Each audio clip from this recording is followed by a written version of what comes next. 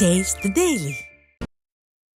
கோவையில் சுமார் 2.50 கோடி ரூபாய் மதிப்பிலான பல்வேறு மக்கள் நலத்திட்ட பணிகளை முன்னாள் அமைச்சரும் அதிமுக தலைமை நிலைய செயலாளருமான SP வேலுமணி துவக்கி வைத்தார்.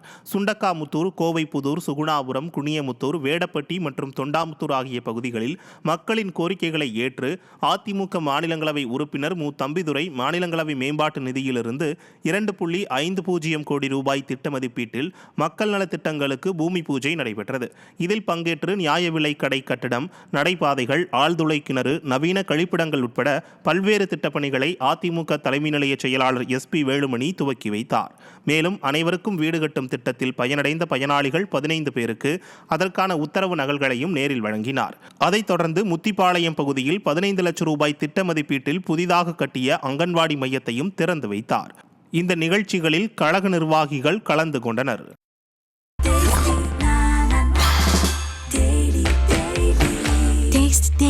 Taste the Daily.